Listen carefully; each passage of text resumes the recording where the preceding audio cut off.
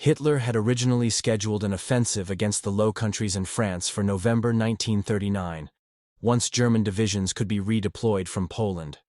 The aim included gaining positions along the Channel.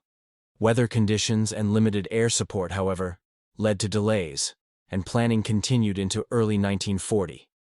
German commanders discussed the scale of the French army and the availability of fuel and raw materials. Considerations were also raised about operating in neutral Holland and Belgium.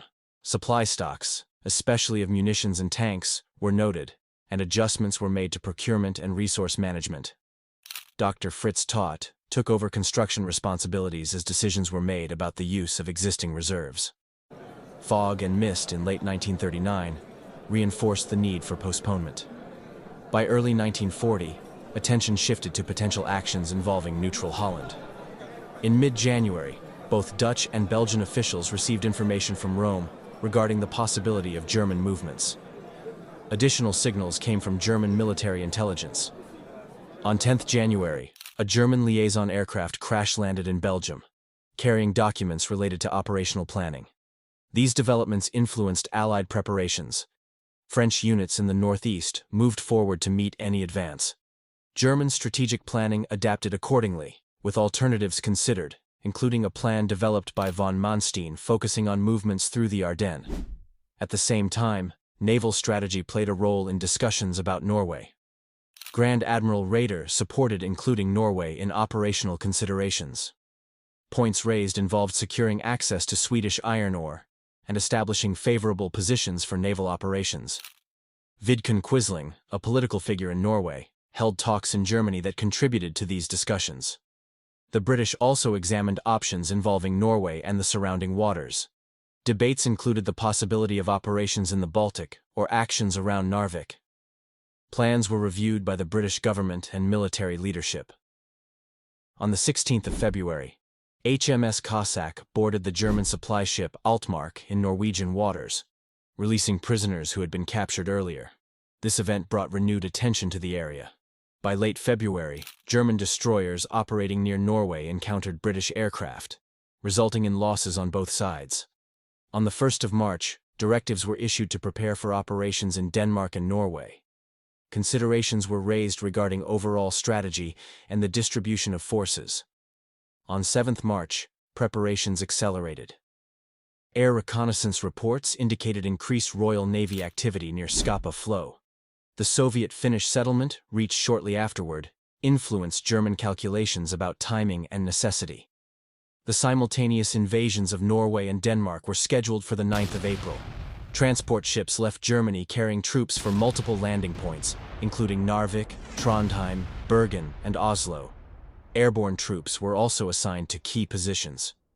Denmark was entered swiftly, and arrangements were made with Danish authorities following initial movements. In Norway, German naval and ground forces reached multiple ports, though resistance and weather conditions created varying situations. Naval engagements occurred along the coast. At Narvik, German destroyers encountered British forces who entered the fjords under cover of snow. Several ships from both sides were lost in these engagements. Additional combat took place along other sections of the Norwegian coast, involving cruisers such as the Königsberg and the Karlsruhe. Throughout April, over 100,000 German troops reached Norway. Allied forces began landing as well, with operations near Narvik and Trondheim. French, British, and Polish units participated in actions to secure positions. Weather, timing, and air activity influenced the progress of both sides. On 28 April, Allied units advanced into Narvik, supported by Foreign Legion and Polish brigades. As fighting continued, broader developments shaped the outcome. By early May, operations in Norway coincided with preparations for the German offensive in the west. Allied leaders discussed plans and responsibilities as movements intensified.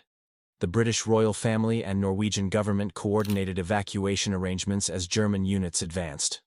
Along the French frontier, the period known as the Phony War remained largely unchanged as forces waited.